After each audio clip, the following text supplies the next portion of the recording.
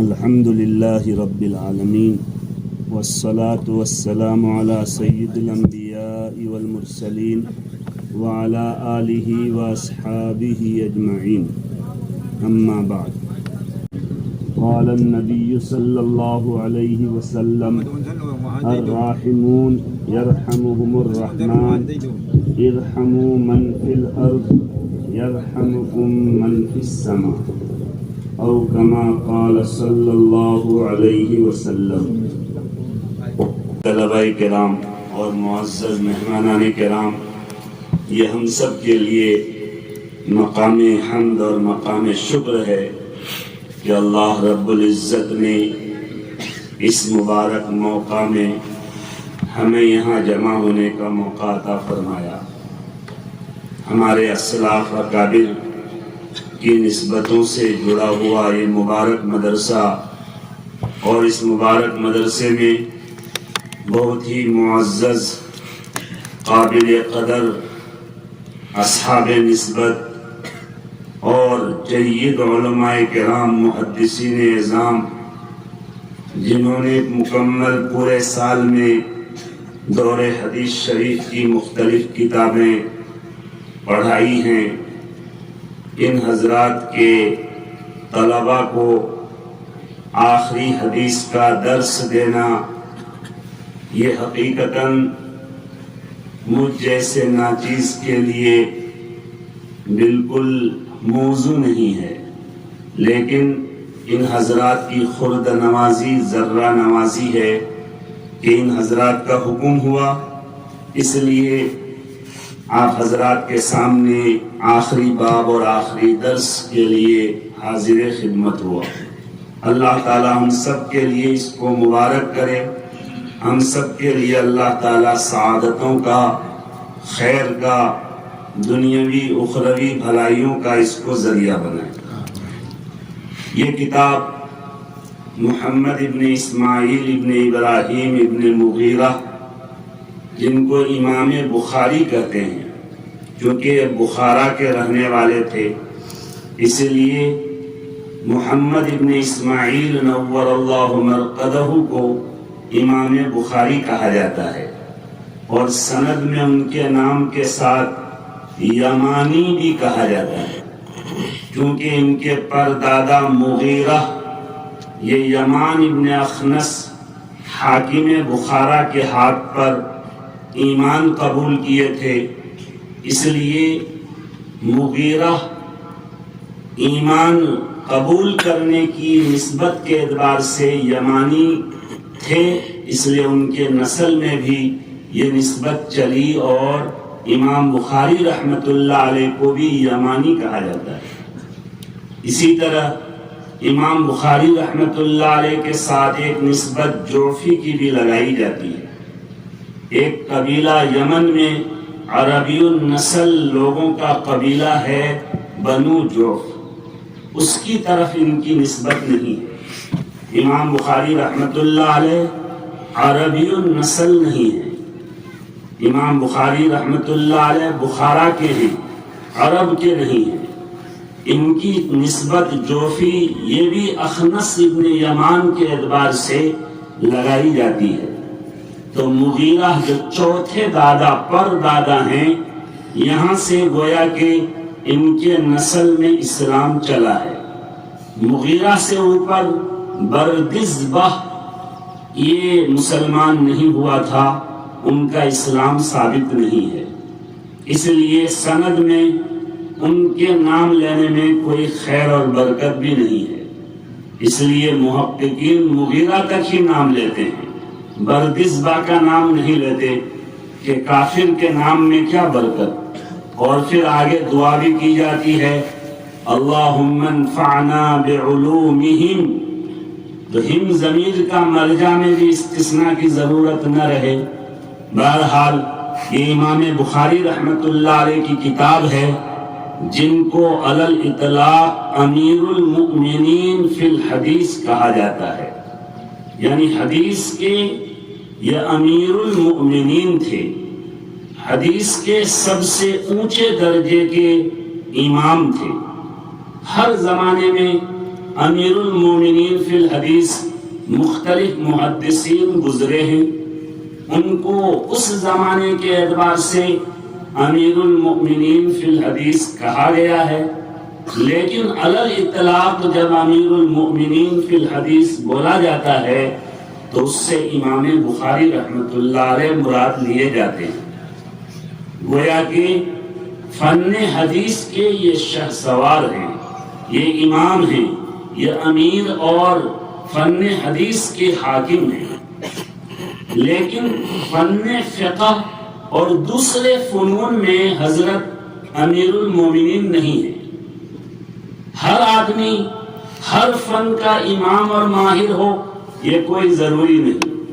فقہ میں امیر المؤمنین فی الفقہ سیدنا امام اعظم امام ابو حنیفہ رحمۃ اللہ علیہ، خود ائمہ اربعہ میں سے حضرت امام شافعی رحمۃ اللہ علیہ نے فرمایا، شرح وقایہ کے مقدمہ میں لکھا ہے کہ الناس کلہم عیال فی الفقہ لأبی حنیفہ، فقہ میں تمام لوگ امام ابو حنیفہ کی روحانی اولاد ہیں، علمی اولاد ہیں۔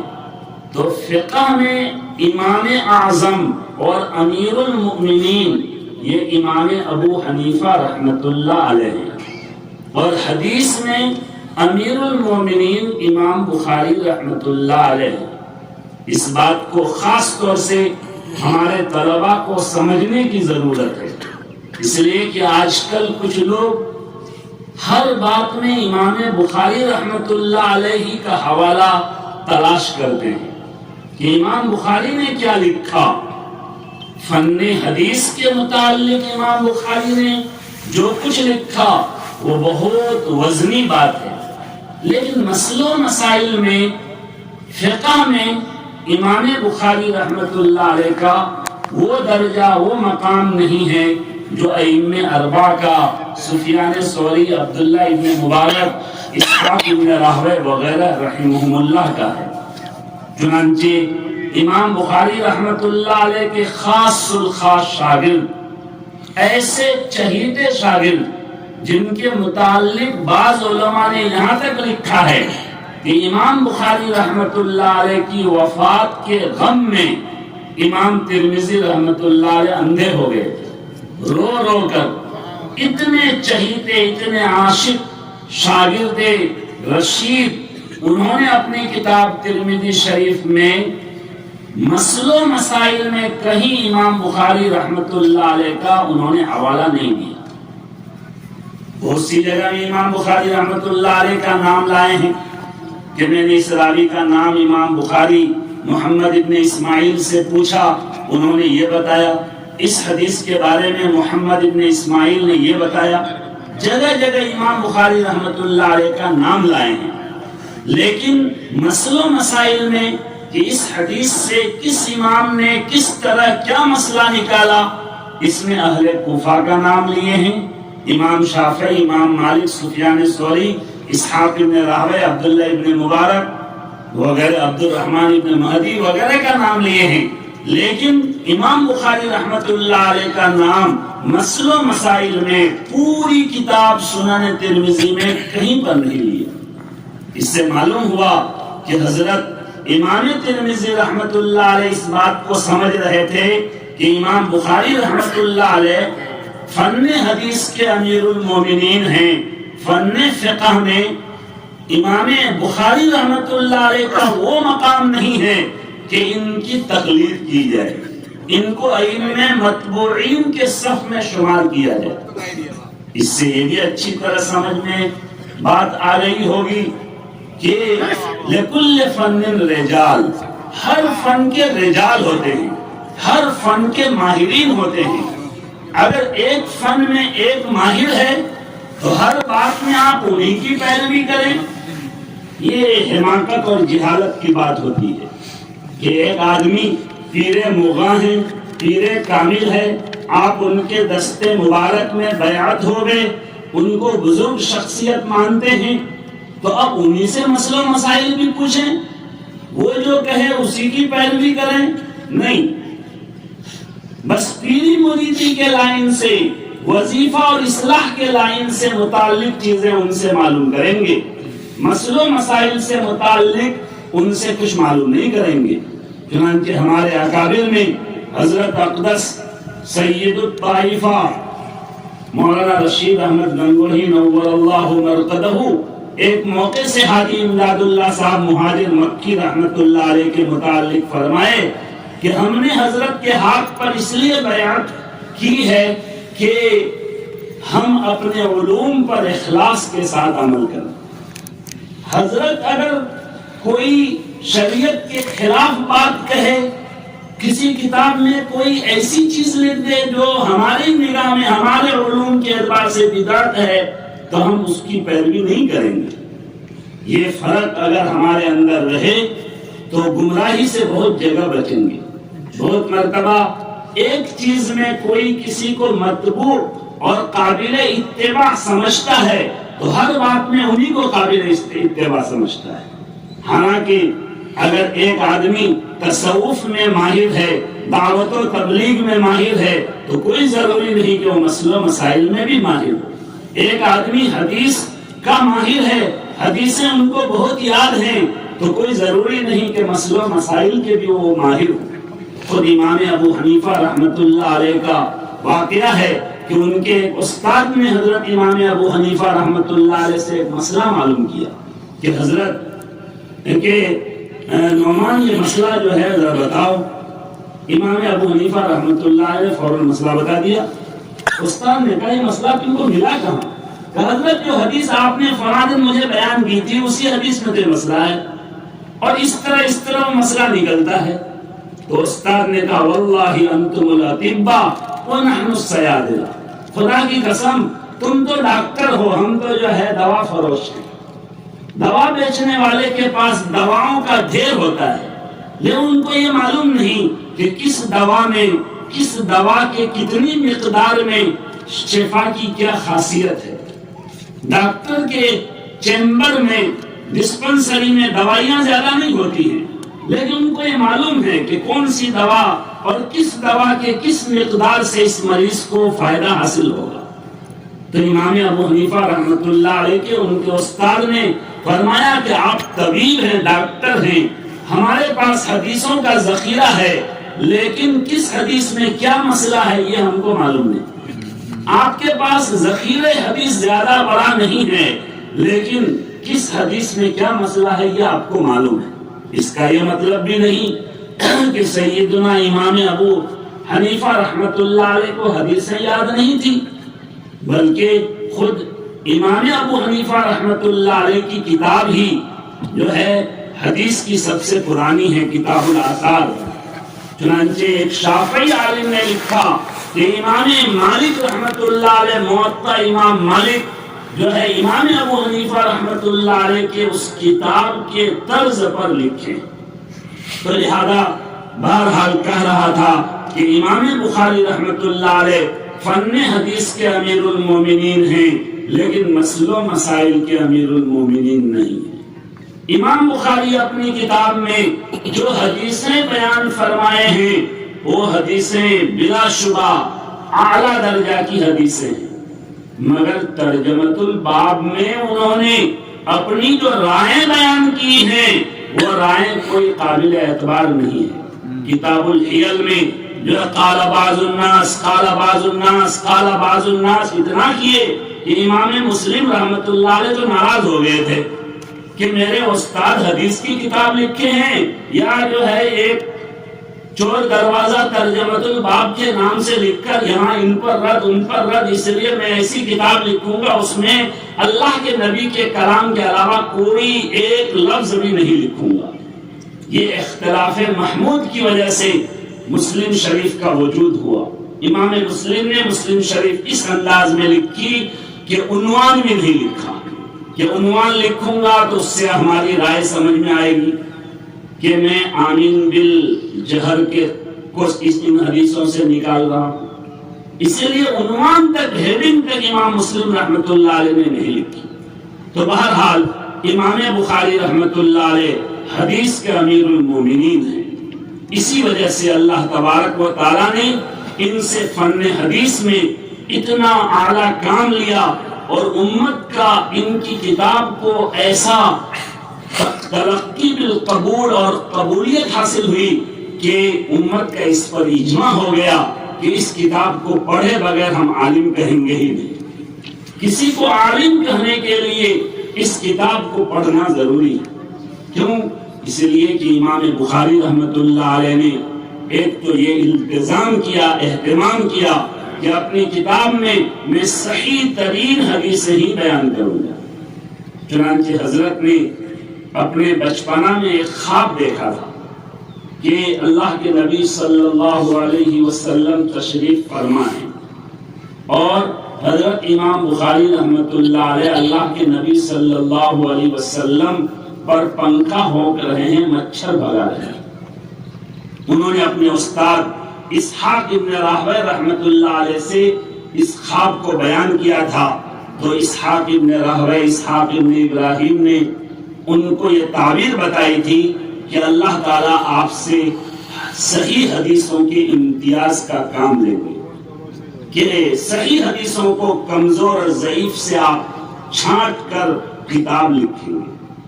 اس سے پہلے بھی صحیح حدیثوں پر مشتمل موطا امام مالک کتاب لکھی گئی تھی، مگر وہ چھوٹی کتاب تھی، ورنہ عام طور سے جو کتابیں لکھی گئی تھی مصنف ابن شیبہ، مصنف عبد الرزاق وغیرہ، ان کتابوں میں صحیح ضعیف ہر طرح کی حدیثیں جمع تھی۔ امام بخاری رحمۃ اللہ علیہ نے تو ایک خواب دیکھا، پھر ان کے استاد نے ایک موقع سے کچھ خاص وجوہات کی وجہ سے ان کو تاکید بھی کی کہ تم ایک ایسی کتاب جمع کرو۔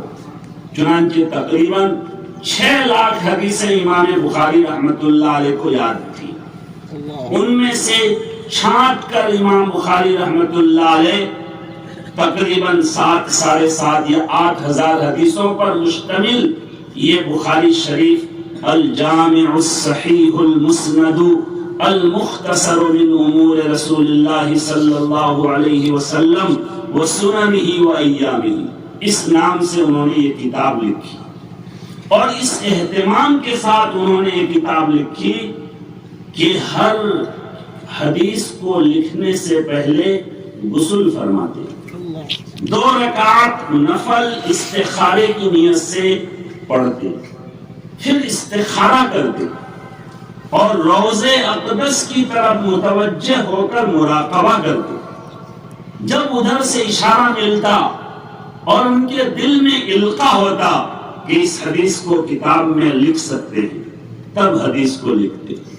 اس لیے بعض علماء کی رائے ہے کہ پوری کتاب روضہ اقدس کے قریب منبر رسول اور قبر رسول کے درمیان ریاض الجنہ میں حضرت نے لکھی ہے، لیکن بعض حضرات کی رائے ہے کہ نہیں، حرم مکی میں حضرت نے کتاب لکھی۔ تطبیق یہ ہے کہ کتاب آدمی لکھتا ہے تو ایک دن میں کتاب تیار نہیں ہوتی، مسودہ بار بار جو ہے کاٹ چھانٹ کیا جاتا ہے۔ تو حرم مکی میں بھی حضرت نے حدیثوں کو جمع کیا، لیکن آخری فیصلہ جو ہے ریاض الجنہ میں بیٹھ کر اور ہر حدیث پر اس طرح اہتمام کے ساتھ غسل کر کے، نماز پڑھ کے، استخارہ کر کے، جس حدیث پر انشراح ہوتا اس کو باقی رکھتے، بقیہ کو نکال دیتے۔ اس اہتمام کے ساتھ انہوں نے یہ کتاب لکھی۔ کتاب لکھنے کے بعد اس زمانے کے جو اسماء جرح و تعدیل کے بڑے ماہرین تھے، امام تھے، جو راویوں کے احوال کو مکمل جو ہے جانتے تھے، ان حضرات کے سامنے انہوں نے کتاب پیش کی۔ چنانچہ بڑے بڑے جرح و تعدیل کے ائمہ نے اس کتاب کو چھان بین کر دیکھ کر اس کی توثیق کی کہ یہ کتاب بالکل صحیح ترین کتاب ہے، اور امت کا اس پر اجماع ہو گیا کہ اصح الکتب بعد کتاب اللہ صحیح البخاری۔ اللہ کی کتاب قرآن کریم کے بعد سب سے صحیح ترین کتاب یہ امام بخاری رحمۃ اللہ علیہ کی یہ کتاب ہے۔ گرچہ بعض حضرات نے مسلم شریف کو بخاری شریف پر اہمیت دی ہے، مگر وہ دوسری چیزوں میں جو ہے ترتیب کے اعتبار سے جو ہے منظم اور مرتب ہونے کے اعتبار سے بعض حضرات نے ترجیح دی ہے احسن الکتب کہہ سکتے ہیں مسلم شریف کو بعض حضرات کے اقوال کے مطابق، ورنہ دوسرے علماء یہ فرماتے ہیں کہ صحیح ترین کتاب بھی یہی ہے اور اس کتاب کی ترتیب بھی سب سے عمدہ ہے۔ امام بخاری رحمت اللہ علیہ سوچ سمجھ کر کتاب اور باب اور حدیث کو لکھے، بلا ربط کے کہیں کوئی حدیث نہیں لائے۔ چنانچہ بخاری شریف میں آپ طلب عزیز جگہ جگہ دیکھے ہوں گے کہ ایک باب ہے اور اس پر امام بخاری رحمت اللہ علیہ جو حدیث لاتے ہیں بظاہر حدیث کی باب سے کوئی مناسبت سمجھ میں نہیں آتی، لیکن اساتذہ کرام آپ کے سامنے تقریر کیے ہوں گے اور مناسبت واضح کیے ہوں گے تو اس وقت آپ کو بڑی خوشی ہوگی، ہاں یہ مناسبت ہے، اتنی دقیق اور باریک مناسبت ہے۔ یہ امام بخاری رحمت اللہ علیہ نے اس کا اہتمام کیا ہے۔ اس کے برخلاف ابو داؤد شریف میں، ترمذی شریف میں ان باتوں کا اہتمام نہیں کیا گیا کہ ہم بالکل ترتیب وار کتاب لکھیں گے۔ وہاں پر اگر جو ہے ایک باب کے بعد دوسرا باب آ رہا ہے تو کیا ربط ہے دونوں باب میں، یہ اساتذہ بیان نہیں کرتے، کیونکہ خود امام ترمذی رحمت اللہ علیہ، امام ابو داؤد رحمت اللہ علیہ نے اس کا انتظام نہیں کیا، لیکن امام بخاری رحمت اللہ علیہ پوری کتاب میں اس کا انتظام فرمائے۔ تو امام بخاری رحمت اللہ علیہ امیر المؤمنین فی الحدیث ہیں اور ان کی یہ مبارک کتاب اصح الکتب بعد کتاب اللہ ہے۔ اصح الکتب بعد کتاب اللہ کے ساتھ تمام احادیث کی کتابوں میں سب سے مقبول ترین کتاب بھی ہے، اور اس کے مقبول ہونے میں جہاں اس کتاب کی حدیثوں کے صحیح ہونے کی بنیاد اور وجہ ہے، وہیں امام بخاری رحمت اللہ علیہ کے تقوی، پرہیزگاری اور وضو غسل کا انتظام، اللہ سے تعلق اور اللہ کے نبی صلی اللہ علیہ وسلم سے عشق، ان تمام چیزوں کا دخل ہے۔ ظاہر ہے کوئی بھی انسان یا انسان کا کوئی بھی کارنامہ مقبول ہوتا ہے تو اس کی ایک ہی وجہ نہیں ہوتی، چنانچہ اس کتاب کی مقبولیت کی یہ انتہا ہے کہ اللہ کے نبی صلی اللہ علیہ وسلم نے ایک بڑے شافعی عالم ہیں ابو زید مروزی رحمت اللہ علیہ، ان کو مطاف میں انہوں نے نیند آ گئی، خواب میں دیکھا کہ اللہ کے نبی صلی اللہ علیہ وسلم ارشاد فرماتے ہیں کہ ابو زید شافعی کی کتابیں پڑھتے پڑھاتے رہو گے، میری کتاب بھی پڑھاؤ۔ انہوں نے کہا رسول آپ کی کتاب کون سی ہے؟ آپ نے تو کوئی کتاب لکھی نہیں ہے۔ آپ نے فرمایا کہ بخاری کی جامع یہ میری کتاب ہے۔ اللہ کے نبی نے اس کتاب کو اپنی کتاب قرار دیا، اپنی کتاب فرمایا۔ یہ اس کتاب کی اہمیت اور قبولیت کی بات ہے۔ قرآن کریم کے بعد سب سے صحیح ترین کتاب ہے، اور علماء نے لکھا ہے کہ کعبۃ اللہ کے اندر قرآن کریم کے بعد صرف اسی کتاب کو مکمل پڑھی گئی ہے، اس کی تلاوت ہوئی ہے کعبہ کے اندر میں۔ ابھی کعبۃ اللہ تو بند، سال میں ایک آدھ مرتبہ غسل کعبہ کے لیے کھولا جاتا ہے، مخصوص لوگ ہی اندر جا سکتے ہیں، ہر آدمی جا نہیں سکتے۔ حجاج کرام جانتے ہیں کہ بیت اللہ کا دروازہ بہت اونچا ہے اور بند ہے، لیکن بیت اللہ کے اندر میں جس طرح پورا قرآن پڑھا گیا ہے، اس کی تلاوت کی گئی ہے، اسی طرح بخاری شریف کی بھی بیت اللہ کے اندر مکمل تلاوت کی گئی ہے۔ تو یہ سب وجوہات ہیں اس کی مقبولیت کی۔ بہرحال اللہ پاک نے، اللہ رب العزت نے عزیز طلبہ کرام آپ کو یہ موقع دیا کہ آپ نے یہ پوری کتاب آسانی کے ساتھ مکمل پڑھی۔ یہ بھی اللہ کا بہت بڑا احسان ہے کہ اللہ نے اب علم کے لیے اسباب آسان کر دیے، خاص طور سے بر صغیر میں، ہمارے ملک میں اور آس پاس کے ملکوں میں علم حاصل کرنا بہت آسان ہو گیا۔ علم حاصل کرنے کے لیے کوئی دشواری نہیں، جیب میں پیسے نہیں ہیں، کھانا نہیں ہے، کوئی بات نہیں، مدرسے والے پیسے بھی دیں گے، کھانا بھی دیں گے، کپڑا بھی دیں گے، کتاب بھی دیں گے، سب کچھ جو ہے انتظام کیا جاتا ہے۔ اور ہمارے جو اصحاب خیر مسلمان ہیں، یہ آپ کو مہمان رسول ہونے کے ناطے سے ہر طرح کی سہولت پہنچانے کی کوشش کرتے ہیں۔ تو اللہ نے کتنا آسان کر دیا، ورنہ خود امام بخاری رحمت اللہ علیہ کے حالات اپنے استاد مکرم سے آپ سنے ہوں گے کہ کس قدر انہوں نے مشقت اٹھائی ہے علم کو حاصل کرنے کے لیے، کتنی بڑی بڑی قربانیاں انہوں نے پیش کی ہیں۔ آپ ضرور سنے ہوں گے کہ امام بخاری رحمت اللہ علیہ ایک مرتبہ کشتی پر سوار تھے، جا رہے تھے کہیں، ایک آدمی سفر میں ملا تھا، بہت دوستی ہو گئی تھی، اور امام بخاری نے ان کو بتا دیا تھا کہ میرے پاس جو ہے اشرفیوں کا تھیلا ہے، 100 اشرفی، اور بعض کتابوں میں 1000 اشرفی لکھی کہ یہ اشرفیوں کا تھیلا امام صاحب کے ساتھ۔ وہ آدمی دھوکہ دیا اور کشتی میں اچانک حملہ کر دیا کہ میرے پاس اشرفیوں کا تھیلا تھا، اور وہ غائب ہو گیا۔ وہ سوچا کہ تلاش کریں گے، ان کے سامان میں ملے گا تو اس کا میں جو مالک بن جاؤں گا۔